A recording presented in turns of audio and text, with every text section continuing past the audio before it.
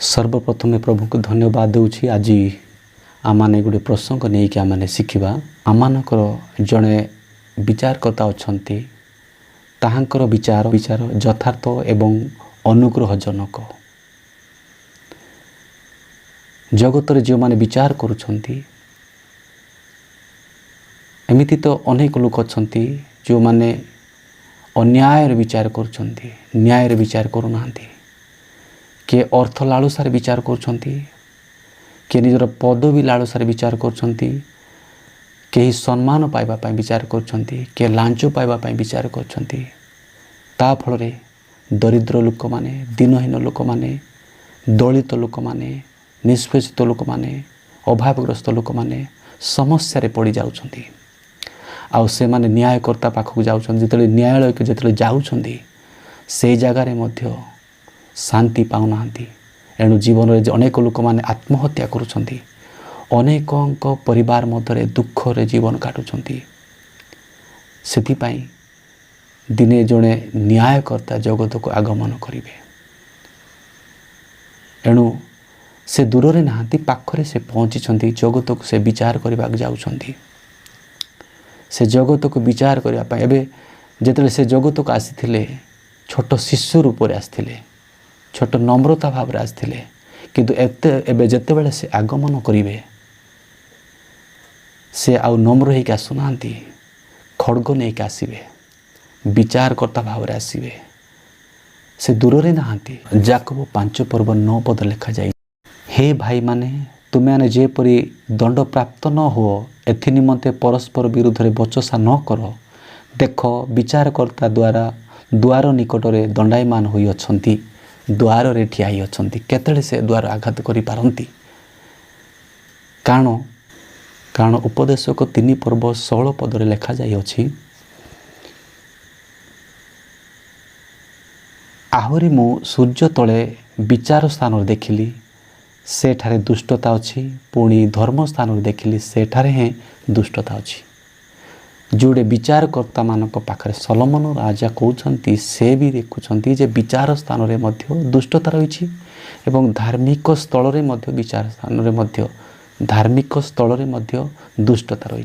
तार अर्थ कहिबार अर्थ विचारकर्ता माने मध्य उत्तम भाव विचार करूनांती एवं धार्मिक नेता माने मध्य जहां को परमेश्वर निजर मनोनीत लोक बोली कहउछंती से माने मध्य दुष्टतारे परिपूर्ण अछंती। एणु परमेश्वर द्वार ठिया केतले आघात करिवे। हठात आपण जदि भूल रे अछंती, भूल जदि आपण विचारकर्ता भाव रे भी अछंती, जदि भूल रे विचार करछंती ताहले आपण सतर्क हो जांतु। जदि आपण धर्मस्थल रे अछंती,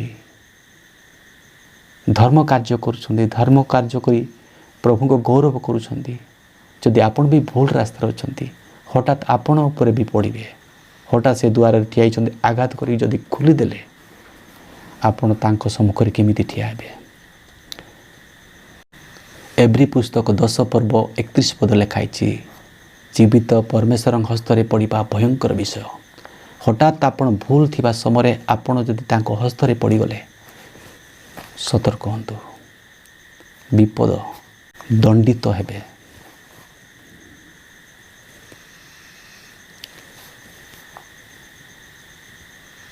एणु परमेश्वर विचारकर्ता भाव में आसवे। किंतु दिने से जगत को आसते से लोक मानक मध्य स्वर्गर आशीर्वाद विषय देखापी आसी से जगत को आसते दया क्षमा प्रेम नहीं आसते एवं न्याय विषय देखा आसते।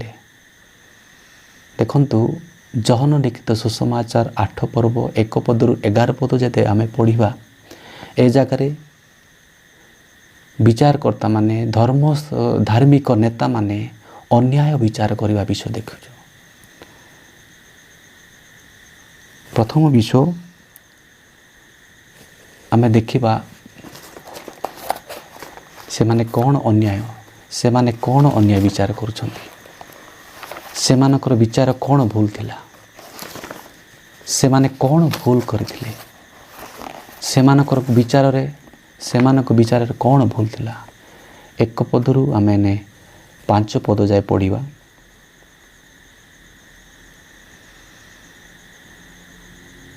କିନ୍ତୁ ଯୀଶୁ ଜିତ ପର୍ବତକୁ ଗଲେ। ପ୍ରତ୍ୟୁଷରେ ସେ ପୁନର୍ବାର ମନ୍ଦିରକୁ ଆସିଲେ। ପୁଣି ସମସ୍ତେ ଲୋକ ତାହାଙ୍କ ନିକଟ ଆସନ୍ତେ ସେ ଉପବେଶନ କରି ସେମାନଙ୍କୁ ଶିକ୍ଷା ଦେବାକୁ ଲାଗିଲେ। ଆଉ ଶାସ୍ତ୍ରୀ ଫାରୁସୀମାନେ ବ୍ୟଭିଚାରୀ କର୍ମରେ ଧୃତା ଜଣେ ସ୍ତ୍ରୀ ଲୋକଙ୍କୁ ଘେନି ଆସି ତାହାଙ୍କୁ ମଧ୍ୟସ୍ଥଳରେ ଠିଆ କରାଇ ତାହାଙ୍କୁ କହିଲେ, ହେ ଗୁରୁ, ଏହି ସ୍ତ୍ରୀ ଲୋକଟା ବ୍ୟଭିଚାର କରୁଥିବା ସମୟରେ ଧରା ପଡ଼ିଅଛି। ଏହିପରି ଲୋକମାନଙ୍କୁ ପଥର ଫୋପାଡ଼ି ମାରିବାକୁ ମୋଶା ଆମମାନଙ୍କୁ ବ୍ୟବସ୍ଥାରେ ଆଜ୍ଞା ଦେଇଅଛନ୍ତି। ତେବେ ଆପଣ କ'ଣ କହୁଅଛନ୍ତି? ଦେଖ, ଏହି ଜାଗାରେ ବ୍ୟବସ୍ଥା ନୀତି ନିୟମ ହିସାବରେ ଯିଏ ବ୍ୟଭିଚାର କରିବ ସେ ଦଣ୍ଡ ପାଇବ। କି ଦଣ୍ଡ ଥିଲା? ପଥର ମାରିକି ତାକୁ ପ୍ରସ୍ତ୍ରାଘାତ କରି ମାରିବାର ବ୍ୟବସ୍ଥା ଥିଲା, ଯେଉଁଟା ଲେବୀ 20 ପର୍ବ 10 ପଦ ଲେଖା ହେଇଛି। ଯେକୌଣସି ବ୍ୟକ୍ତି ପାପ କରିବ, ବ୍ୟଭିଚାର ପାପ କରିବ, ତାଙ୍କୁ ପ୍ରସ୍ତ୍ରାଘାତ କରାଯିବ। ନିଶ୍ଚୟ ସେମାନଙ୍କର ବିଚାର ଏଇଟା ଠିକ୍ ଥିଲା, କାରଣ ସେମାନେ ପୁରାତନ ବ୍ୟବସ୍ଥା ଅନୁଯାୟୀ ଥିଲେ। ସେଥିପାଇଁ ସେହି ଆଜ୍ଞା ପାଳନ କରିବାକୁ ଥିଲା। ହେଲେ ପ୍ରଥମ ସେମାନଙ୍କ ବିଚାର କ'ଣ ଭୁଲ ଥିଲା? ଆମେ ଲେବୀ 20 ପର୍ବ 10 ପଦ ଯଦି ପଢ଼ିବା, ସେହି ଜାଗାରେ ଲେଖାଯାଇଛି କେବଳ ସ୍ତ୍ରୀ ପ୍ରସ୍ତ୍ରାଘାତ କରାଯିବ ତାହା ନୁହେଁ, ଦୁହେଁ ଲେଖାଯାଇଛି। ଆଚ୍ଛା, ଏଇ ଜାଗାରେ ଆମେ ଦେଖୁଛୁ ଯେ ପକ୍ଷପାତ ହେଉଛି, ଏଇ ଜାଗାରେ ଅନ୍ୟାୟ ହେଉଛି। ଖାଲି ସ୍ତ୍ରୀ ଲୋକ ପ୍ରତି ଦୃଷ୍ଟି ରଖିଲେ, ହୁଏତ ସେଇ ଯିଏ ତା ସହିତ ବ୍ୟବଚାର କରୁଥିଲେ ସେ ଲୋକ କୁଆଡ଼େ ଗଲେ? ଏଇଟା କ'ଣ ଅନ୍ୟାୟ ନୁହେଁ କି? ପକ୍ଷପାତ ନୁହେଁ କି? ହୁଏତ ଯେଉଁ ବ୍ୟକ୍ତି ତାଙ୍କ ସହିତ ବ୍ୟବଚାର କରୁଥିଲେ, ହୁଏତ ସେହି ବ୍ୟକ୍ତିଟା ଜଣେ ପ୍ରାଚୀନ ବଡ଼ ଏବଂ ସମ୍ମାନ ବ୍ୟକ୍ତି ହେଇଥିବେ, ଏଣୁ ତାକୁ ଛାଡ଼ି ଦେଇଥିବେ। ଆଉ ଦ୍ୱିତୀୟ ବିଷୟ, ଖାଲି ସେହି ସ୍ତ୍ରୀ ଲୋକ ପାଇଁ ବିଚାର ନଥିଲା, ତାହା ସ୍ତ୍ରୀ ଲୋକ ପାଇଁ ପରୀକ୍ଷା ନଥିଲା। ତାହା ସେମାନେ ଯେଉଁଠି ପାଇଲେ ସେଇଠି ମାରିବା କଥା ଥିଲା, କିନ୍ତୁ ତାଙ୍କୁ କାହିଁକି ଯୀଶୁଙ୍କ ପାଖକୁ ଆଣିଲେ? 6 ପଦ ଲେଖାଯାଇଛି, ପଢ଼ିବା।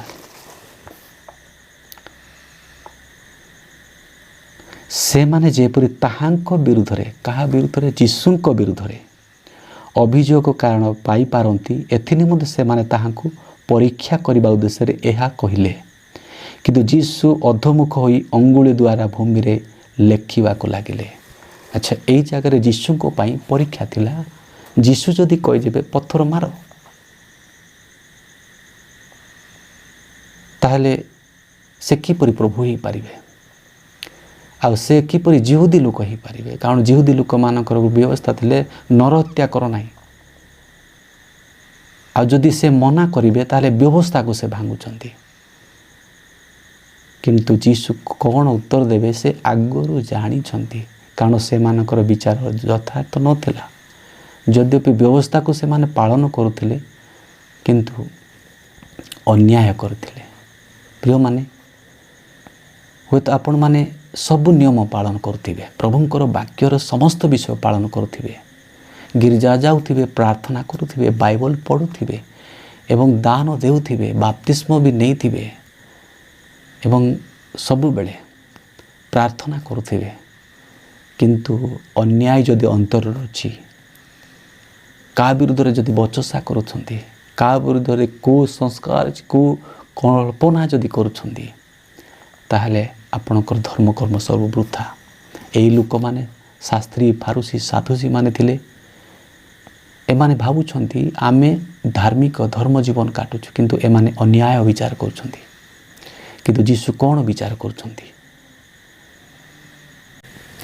କାରଣ ଯୀଶୁ ଖ୍ରୀଷ୍ଟ ବଧ ଏବଂ ବିନାଶ କରିବାକୁ ଆସିନଥିଲେ। ସେ କହିଛନ୍ତି, ଜହନ ଲିଖିତ ସୁସମାଚାର 10 ପର୍ବ 10 ପଦରେ କହୁଛନ୍ତି, ଚୋର କେବଳ ଚୋରି ବଧ ଓ ବିନାଶ କରିବା ନିମନ୍ତେ ଆସେ।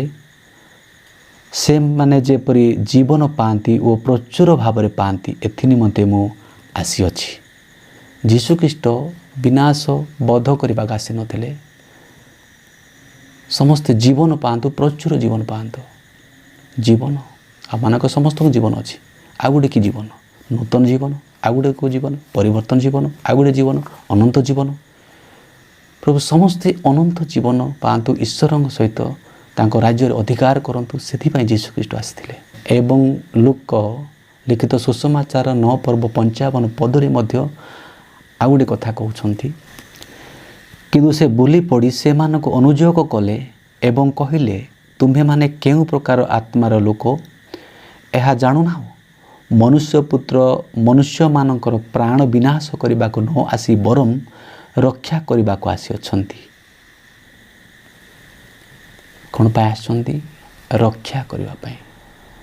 ସେ ଯଦି ଚାହିଁଥାନ୍ତେ, ସେ ତ ସୃଷ୍ଟି କରିଛନ୍ତି, ସେ ଯଦି ଚାହିଁବେ ଗୋଟେ ମୁହୂର୍ତ୍ତରେ ସମସ୍ତଙ୍କୁ ନଷ୍ଟ କରିଦେଇପାରିବେ। କିନ୍ତୁ ସେ ବିଚାରକର୍ତ୍ତା ଭାବରେ ଆସିନାହାନ୍ତି। ସେ ସମସ୍ତଙ୍କ ପାଇଁ ଜୀବନ ଦେବା ପାଇଁ ଆସିଛନ୍ତି। ସମସ୍ତଙ୍କ ପାଇଁ ସେ ସମସ୍ତେ ଜୀବନ ପାଆନ୍ତୁ, ଆଶୀର୍ବାଦ ପାଆନ୍ତୁ ଏବଂ ତାଙ୍କର ରାଜ୍ୟର ଅଧିକାର କରିବା ପାଇଁ ଯେମିତି ସେ ପ୍ରସ୍ତୁତ ହୋଇପାରିବେ, ସେଥିପାଇଁ ଯୀଶୁଖ୍ରୀଷ୍ଟ ଜଗତକୁ ଆସିଛନ୍ତି। କିନ୍ତୁ ଏଇ ଜାଗାରେ ସେ ବିଚାର କରିବା ପାଇଁ ସେମାନେ ବାଧ୍ୟ କରୁଛନ୍ତି। ହେଲେ ସେମାନଙ୍କୁ ନା ପଥର ମାରିବା ପାଇଁ କହିବେ, ନା ମନା କରିବେ। କିନ୍ତୁ ଦେଖନ୍ତୁ ଯୀଶୁ କ'ଣ କହୁଛନ୍ତି। ଆଉ ଗୋଟେ ବିଷୟ କହିବାର ଅଛି ଏଠି। ଯଦି ଏତେ ଲୋକ ଯଦି ଜଣକୁ ଧରିକି ଆପଣଙ୍କ ପାଖକୁ ଆଣନ୍ତି, ଆପଣମାନେ କ'ଣ କରିବେ? କେମିତି ବିଚାର କରିବେ? ଆପଣ ଯଦି ଗାଁର ସଭାପତି ହେଇଥିବେ, ଗାଁର ୱାର୍ଡ଼ ମେମ୍ବର ହେଇଥିବେ କି ମଣ୍ଡଳୀର ପାଳକ ହେଇଥିବେ, ଆପଣଙ୍କ ପାଖକୁ ଏ ସମସ୍ୟା ଆସିବ। ଦଳ ଦଳ ଲୋକ, ଜଣେ ସ୍ତ୍ରୀ ଲୋକକୁ କି ଜଣକୁ ପୁଅକୁ କି ଜଣେ ବ୍ୟକ୍ତିକୁ ଯଦି ଆପଣ ପାଖକୁ ଆଣନ୍ତି, ଆପଣ କ'ଣ କରିବେ? ନିଶ୍ଚୟ ଗୋଟେ ଚିନ୍ତା କରିବେ। ଏତେ ଦଳ ଲୋକ ଆଣୁଛନ୍ତି, ମିନ୍ସ କିଛି ଭୁଲ ଅଛି। ନାଇଁ ନାଇଁ, ନିଷ୍ପତ୍ତି କରି ତାକୁ ପଥର ମାରିଦିଅ। ନାଇଁ ନେଇଯାଅ ନେଇଯାଅ। ନାଇଁ ମୁଁ ଜାଣିନାହିଁ, ମୁଁ ପଳେଇଯିବି। ଦରକାର ନାହିଁ, ଆପଣମାନେ ଯେଉଁଟା ଯେମିତି ବିଚାର କରୁଛନ୍ତି ସେମିତି କର କହିଦେବେ। ଭୟ କରିବେ।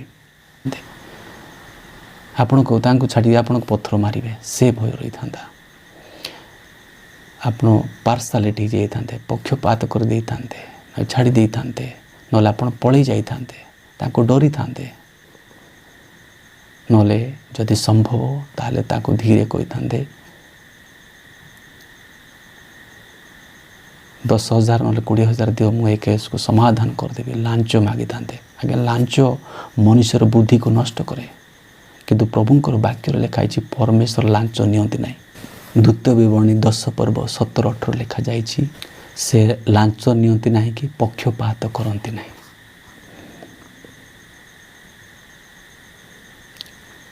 ପରମେଶ୍ୱର କାହିଁକି ପକ୍ଷପାତ କରିବେ, ଲାଞ୍ଚ କରିବେ? ସବୁ ତ ତାଙ୍କ ହାତରେ ଅଛି।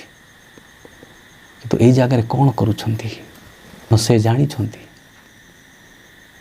ଯେଉଁମାନେ ସେହି ସ୍ତ୍ରୀକୁ ସେ ଦେଖିଲେ ନାହିଁ କି ସେମାନଙ୍କ ସେ ପରିସ୍ଥିତି ଦେଖିଲେ ନାହିଁ। ଯେଉଁମାନେ ଆଣିଛନ୍ତି ସେମାନଙ୍କର ଅନ୍ତରକୁ ଦେଖିଲେ। କାରଣ ସେ ଜାଣିଛନ୍ତି ସମସ୍ତେ ପାପ କରିଛନ୍ତି। ରୋମିଓ 3 ପର୍ବ 23 ପଦ ଲେଖା ହେଇଛି, ସମସ୍ତେ ପାପ କରିଛନ୍ତି, ଈଶ୍ୱର ଗୌରବ ରହିତ ହେଇଛନ୍ତି। ସମସ୍ତେ ପାପ କରିଛନ୍ତି। ଖାଲି ସେ ସ୍ତ୍ରୀକୁ ଧରିକି ଆଣିକି ତାଙ୍କ ସମ୍ମୁଖରେ ଠିଆ କରୁଛନ୍ତି। କିନ୍ତୁ ଯୀଶୁ ଏମିତି ଗୋଟେ ପଥର ଫୋପାଡ଼ିଲେ। ହେଲେ ସେଇ ଜାଗାରେ ଜଣେ ଆଗ ପଥର ଫୋପାଡ଼ିବାର ସୁବିଧା ଥିଲା। ସେଥିପାଇଁ ଯୀଶୁ କ'ଣ କହୁଛନ୍ତି 7 ପଦରେ, ମାତ୍ର ସେମାନେ ତାହାଙ୍କୁ ପୁନଃ ପଚାରନ୍ତେ ସେ ମସ୍ତକ ଉତ୍ତୋଳନ କରି ସେମାନଙ୍କୁ କହିଲେ, ତୁମାନଙ୍କ ମଧ୍ୟରେ ଯେ ନିଷ୍ପାପ ସେ ପ୍ରଥମେ ତାହାଙ୍କୁ ପଥର ଫୋପାଡ଼ୁ।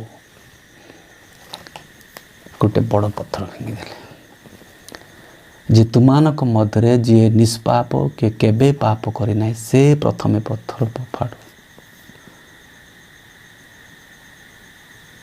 କିଏ ଫୋପାଡ଼ିବ?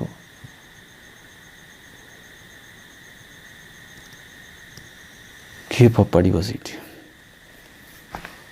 କାରଣ ତ କାରଣ ଜାଣିଛ ସମସ୍ତେ ତ ପାପ କରିଛନ୍ତି, କିଏ ଫୋପାଡ଼ିବ?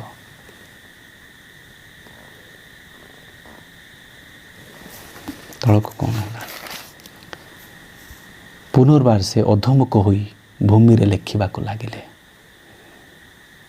କହିଲେ, ତୁମାନଙ୍କ ମଧ୍ୟରେ କିଏ ପାପ କରିନାହିଁ ପଥର ଫୋପାଡ଼ୁ। କହିବା ମାତ୍ରେ ସେ ଭୂମିରେ ଲେଖିବାକୁ ଲାଗେ। କ'ଣ ଲେଖିଲେ ଆମେ ଜାଣିନୁ। ଯଦି ହୁଏତ ଚିନ୍ତା କରିବା, ସେ ଜାଗାରେ ଜଣେ ପ୍ରାଚୀନ ଫାରୁସୀ ଲୋକ ଥିଲେ।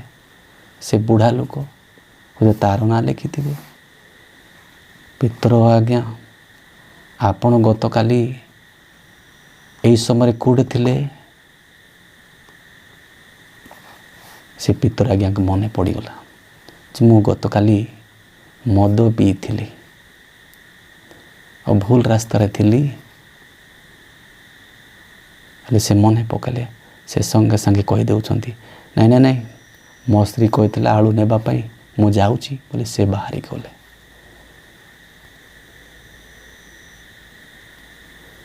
ଆଉ ଜଣେ କରଗ୍ରାହୀ ଆଜ୍ଞାଙ୍କ ନାଁ ଲେଖିଲେ। ଯାକୁବ ଆଜ୍ଞା, ଆପଣ କ'ଣ କରିଛନ୍ତି? ତାଙ୍କର ସବୁ ଭୁଲକୁ ସେ ଲେଖିଲେ। ଲେଖିଲା ପରେ ସେଇ ଆଜ୍ଞାକୁ ବି ମନେ ପଡ଼ିଗଲା, ମୁଁ ବି ଭୁଲ କରିଛି। ନାଇଁ, ମୋର ପିଲାମାନଙ୍କୁ ଖେଳିବାର ଅଛି, ମୁଁ ଯାଉଛି। ଆଉ ଜଣଙ୍କର ପ୍ରଭୁ ଦେଖିଲେ, ଆଉ ଟିକେ ସାନ ବ୍ୟକ୍ତି, ସେ ବି ପଳେଇଲେ। ହଁ, ମୁଁ ଯାଉଛି, ମୋ ଘରେ କାମ ଟିକେ ଅଛି। ହେଲେ ବଡ଼ରୁ ସାନ ପରେ ସମସ୍ତେ ଗଲା ପରେ ଏ ଛୋଟ ପିଲାମାନେ ଛୋଟ ଲୋକମାନେ କ'ଣ କରିବେ?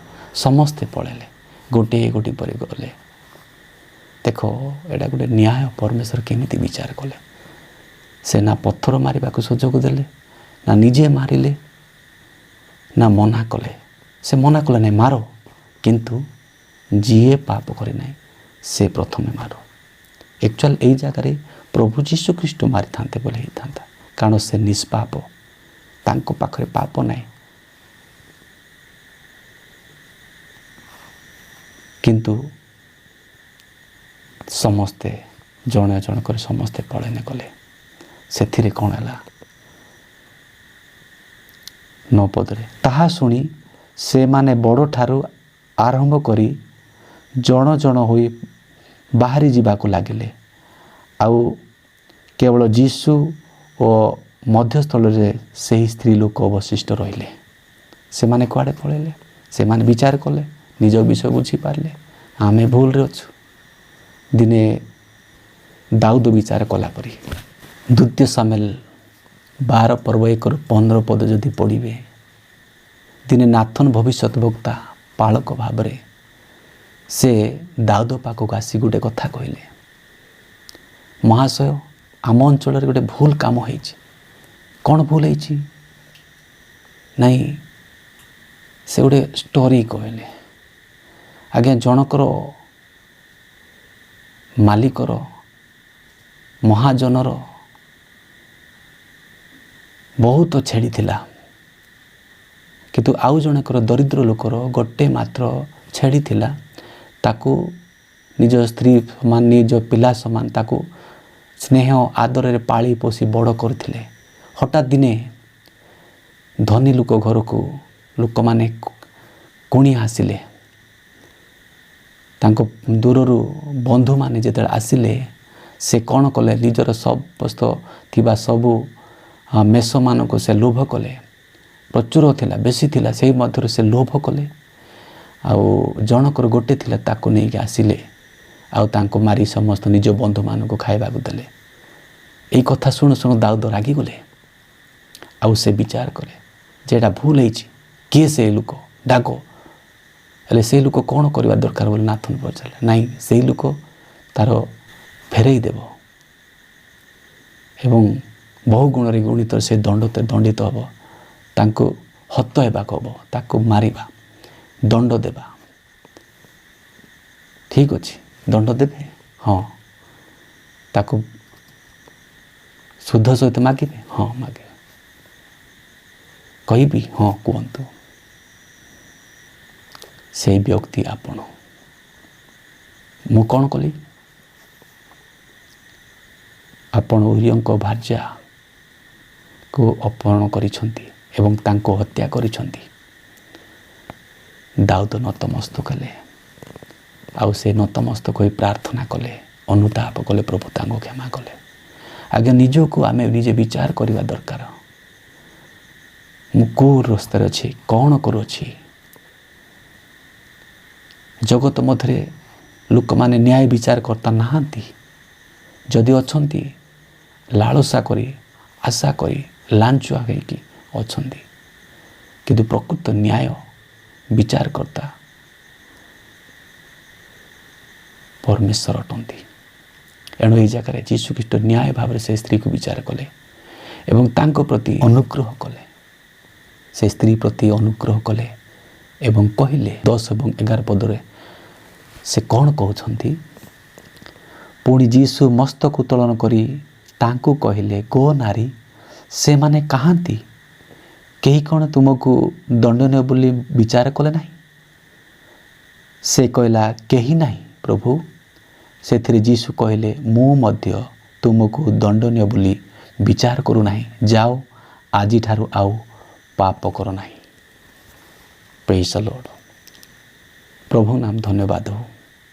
ସେ ସ୍ତ୍ରୀ ପ୍ରତି ଈଶ୍ୱରଙ୍କର ଅନୁଗ୍ରହ କେତେ ଥିଲା। ପ୍ରଭୁ ସ୍ତ୍ରୀକୁ ନିନ୍ଦା କଲେ ନାହିଁ, କିନ୍ତୁ ସ୍ତ୍ରୀ ପ୍ରତି ଥିବା, ସ୍ତ୍ରୀଠାରେ ଥିବା ଯେଉଁ ପାପକୁ ସେ ନିନ୍ଦା କଲେ। ସେ କହିଲେ, ମୁଁ ମଧ୍ୟ ତୁମକୁ ଦଣ୍ଡନୀୟ ବୋଲି କହୁନାହିଁ, କିନ୍ତୁ ଯାଅ, ଆଉ ଥରେ ନ କର।